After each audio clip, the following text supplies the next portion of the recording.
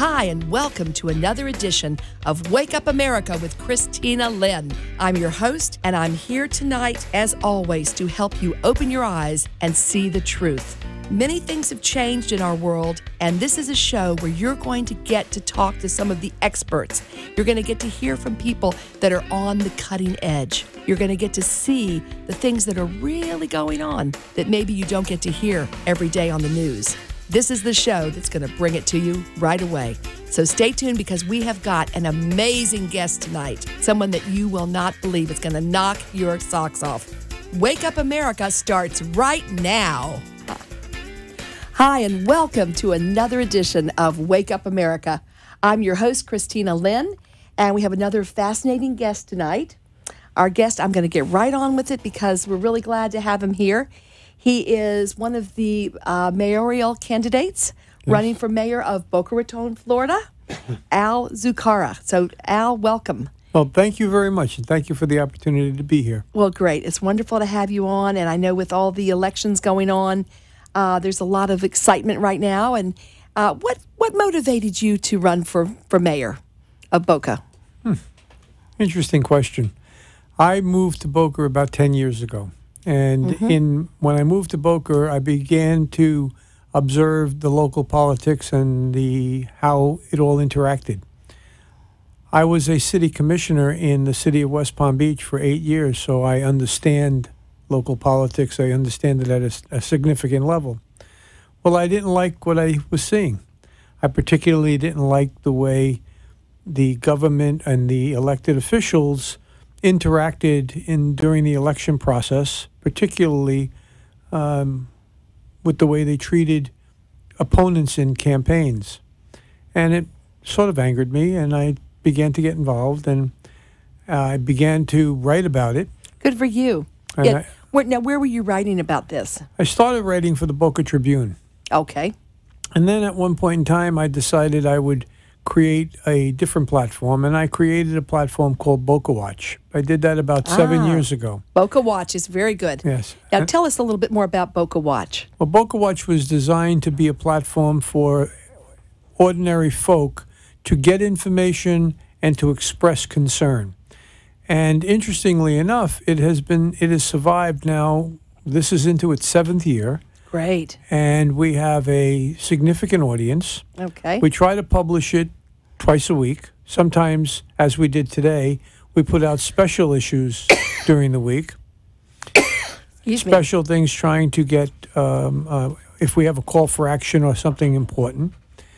But it's become a platform for people to know what's going on inside City Hall. Okay. From a resident's point of view. It is mostly volunteer. We started with just editorial. We do video now. We publish videos. We publish political satire.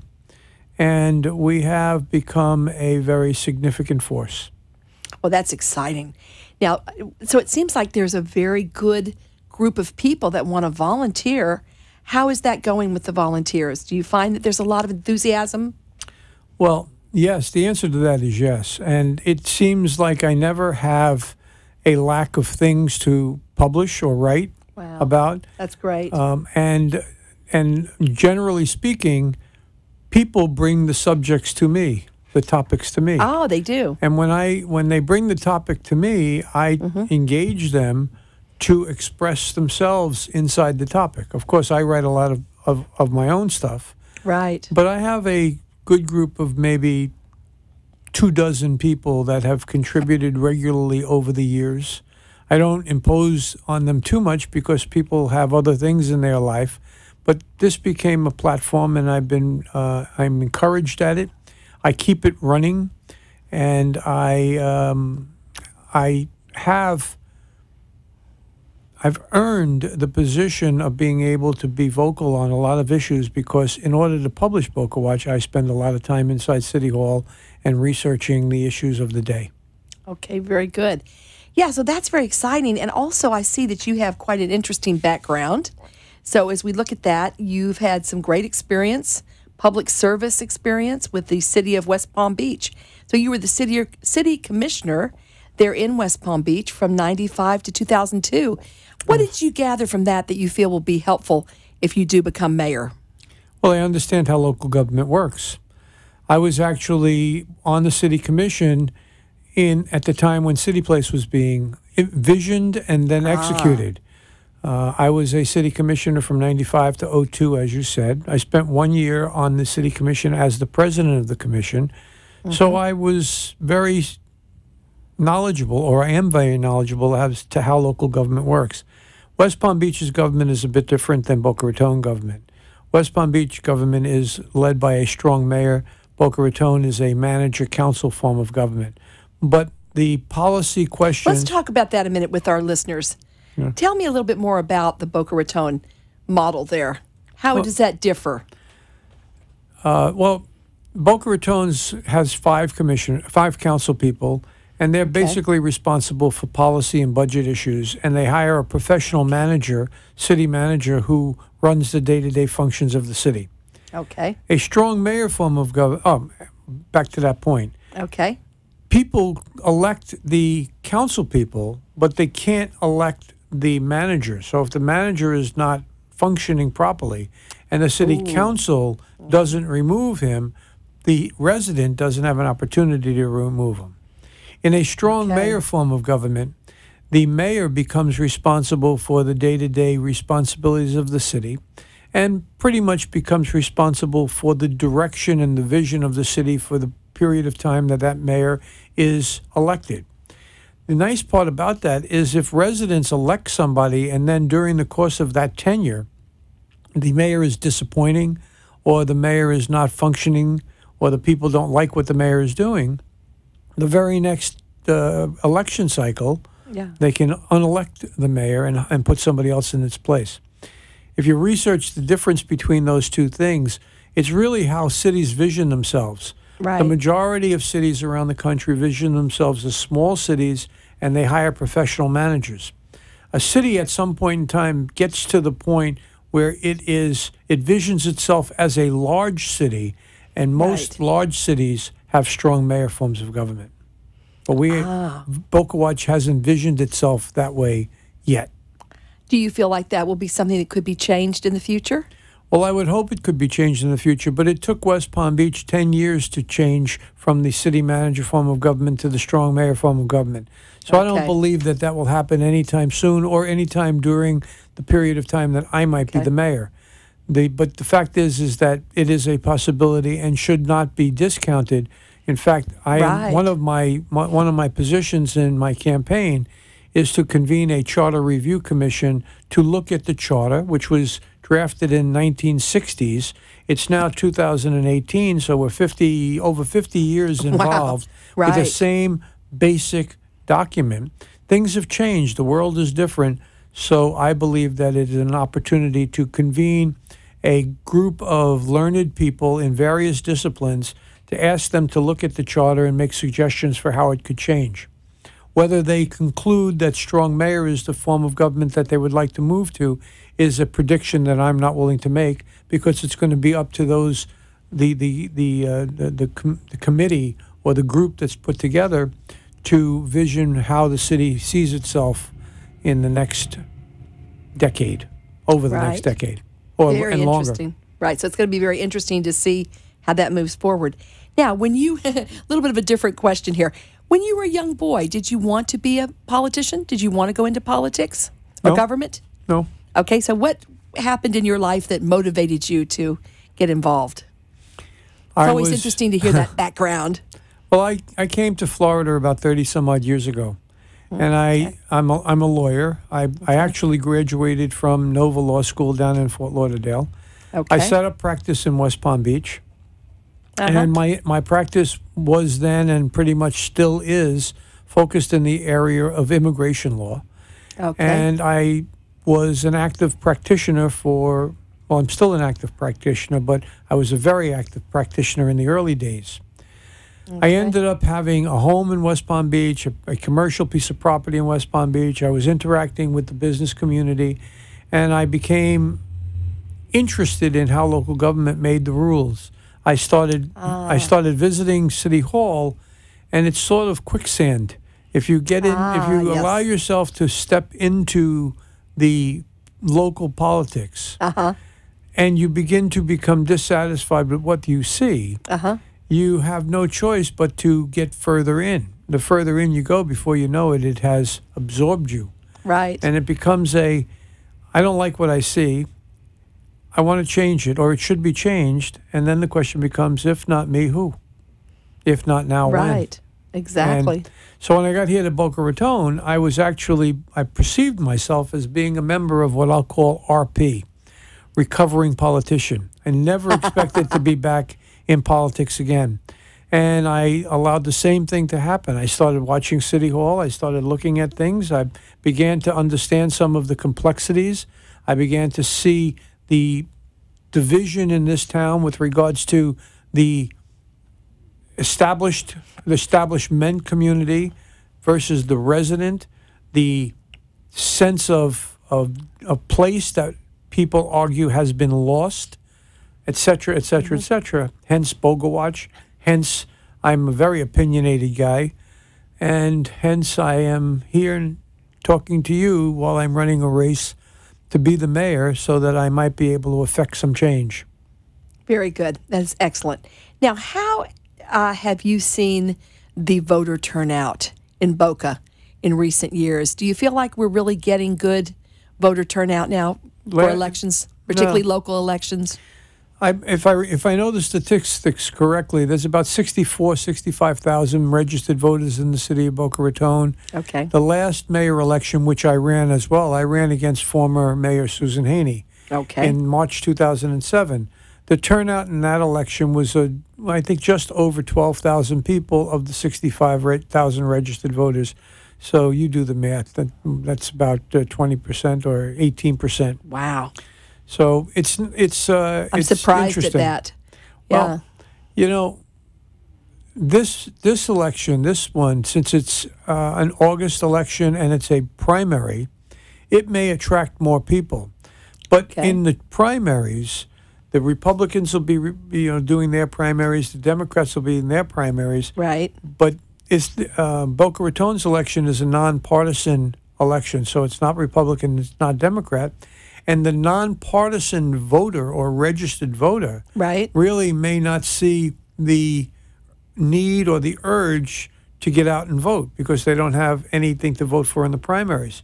So one of the challenges of this race is to motivate the non-party affiliate voter to get out and vote for the one question, the two questions they'll be able to vote for, and that is the mayor and seat A on the city council. Other than that, the non-partisan or the non-party affiliated voter has no reason to come out. Okay. Now, do you feel like younger people are voting now more and more? I know that in the national election, they said there were a good many younger voters. How does that trend look to you? In Boca Raton, it's a small cross-section of the vote. I actually think that with what's gone on in the last year with regards to schools and school safety and the Parkland incident, we may see some growth in that. But if I'm looking historically at the voting turnout in the city of Boca Raton, I have to look at the upper brackets, the brackets of people between 35 and 65 and maybe even older. Okay, right. Okay, so that's a good call to everyone. Get out there and vote. The primaries are important, too. What is that date in August? August 28th is the primaries. Put that on your calendar. It's August 28th. Early primaries. Absentee ballots will go out, I think, the end of this coming week. Okay. And early voting starts a week before. Okay. So there is really not too much of an excuse not to vote. You should be able to do it with relatively little effort. True. That is very true. Well, now let's talk a little bit more about your former community involvement. I see that you were on the Palm Beach County Office of Economic Development as a board member and also on the Convention and Visitors Bureau. Yes. So which all the tourism down here, I know that's very important. What do you feel are some of your most influential community involvements in the past that, again, really set you up to do a great job as mayor of Boca Raton? Well, I have been involved in local politics for, like I said, the last 20 plus years, maybe even longer. That's great. And those institutions that I was a member of are the county-wide boards in place to assist government in formulating the vision, executing, and bringing in economic development, bringing in tourism, etc. And I've sat on a lot of them. On my rack card, there are about 5 or 6, but there are even more. It's impressive, yeah. I have been, some of those things don't exist anymore, or they've taken different form. For instance, the Convention and Visitors Bureau is no longer called the Convention and Visitors, it's called Discover Palm Beaches now. And the Palm Beach International Film Festival doesn't exist any longer. But the bottom line is that that gave me a broad view and a county-wide perspective. Now, how do you apply that in the city of Boca Raton? Boca Raton is the southeastern most. How did you know my next question? It's the southeasternmost most southeastern city in the county of Palm Beach County. Okay. And it really has a personality that differs from much of the rest of the county. Right. It is a cosmopolitan. It is an incredible city, really. It has a lot of things that are good, and a lot of needs that need to be tackled. But because it's the southernmost city, you have people that have feet in both communities, both Broward County and in Palm Beach County. It is a coastal community. Its history has been that of a seaside community, but it has gone through a metamorphosis in the last few years that has taken it into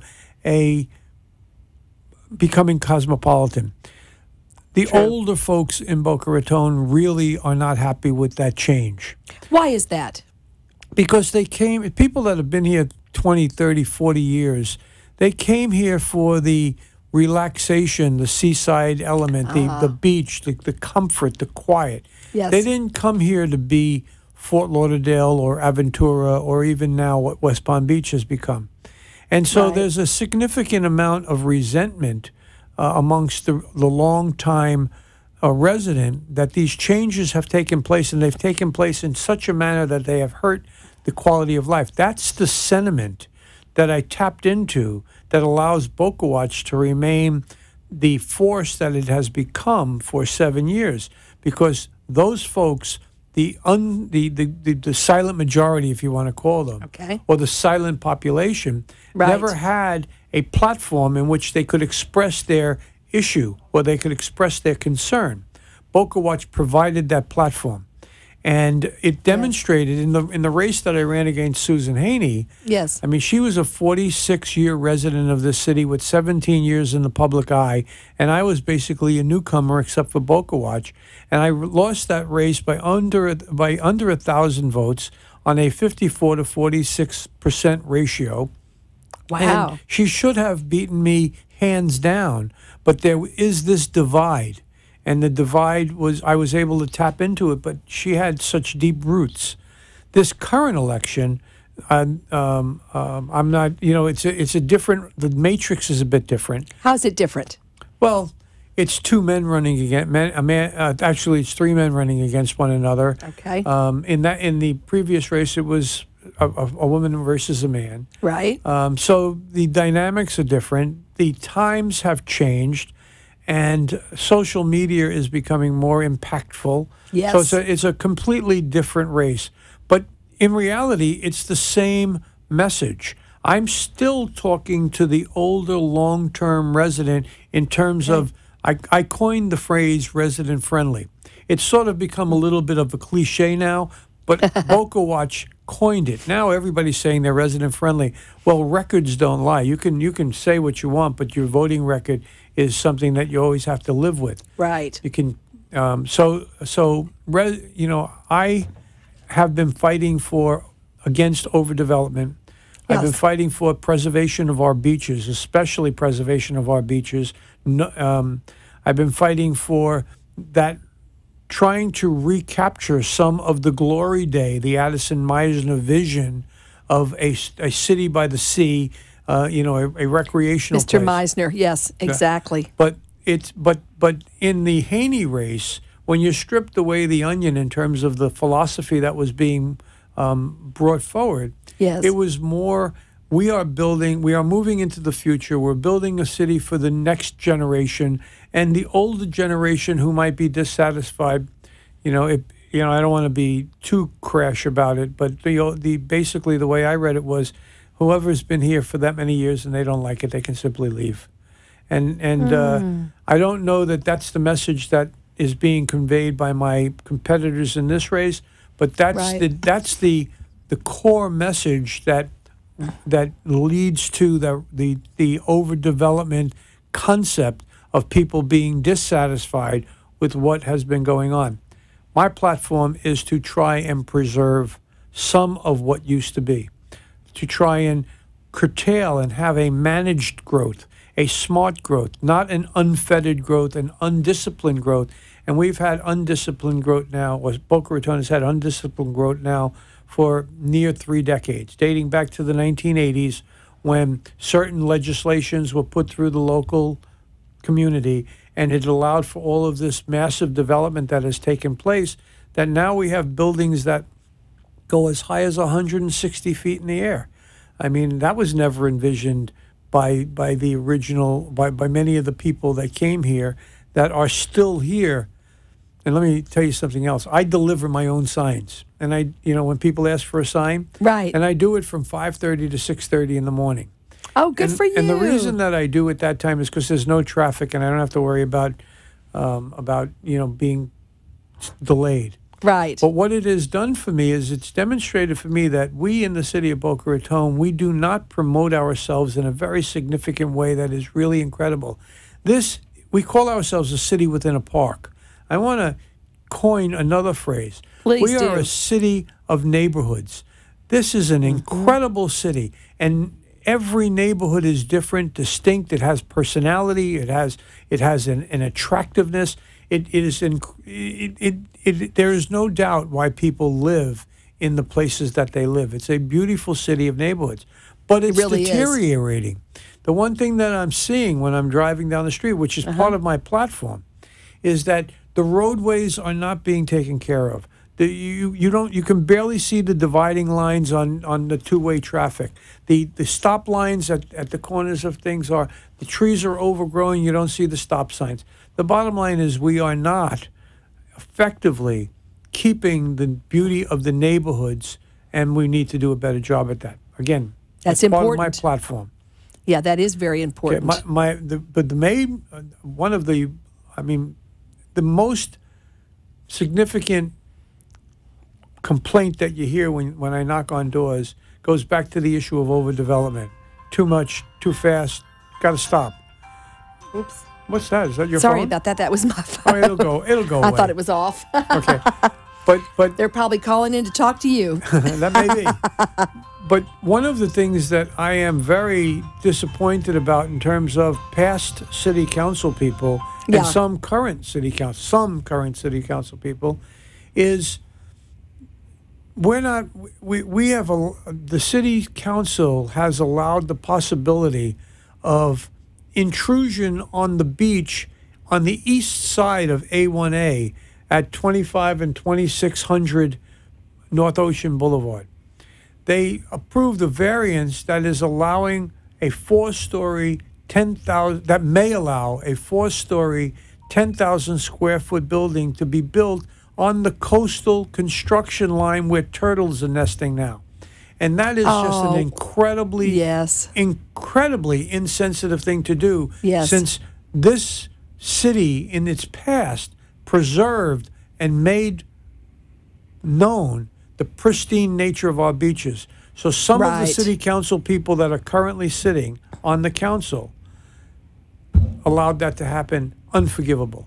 Yeah, we really want to protect those turtles. They're very famous. I know right where you're talking about, and they're giving birth to all those little baby turtles, and so let's make a difference with that. So that's important. I'm glad you brought that up, and that tells you more about what Al is representing and standing for here in Boca. So I just want to say, I want to thank you so much. I can't believe how fast the show went. I could have talk to you all evening. But remember, tune in again next week for Wake Up America. I'm your host, Kristina Lynn, and this is the show that makes a difference. So get out there and vote. Vote for the primaries. Vote for your mayor. Vote from, local all the way up. It does make a difference, and you make a difference. We'll see you next week right here on Wake Up America.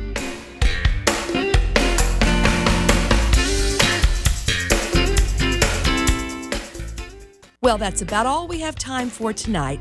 But I want to thank you all for listening. We've got a fantastic and really loyal audience that wants to wake up. Wake Up America is your show. Be sure and tune in next week right here on WNN with me, Kristina Lynn, and with some of the most outspoken and outstanding guests that you can ever hear on radio. Until then, just reach out to wakeupamerica.com. Let me know what you think. We want to hear your comments, and we want to make sure and have you come join us on Facebook and Twitter. Thanks again. Have a great week, and we'll see you next week. Remember to wake up and look for the truth. And you do make a difference. One person can change this world. So wake up, speak up, and America will see you next week right here on Wake Up America. The opinions expressed on the preceding sponsored program were strictly those of its hosts, guests, and colleagues.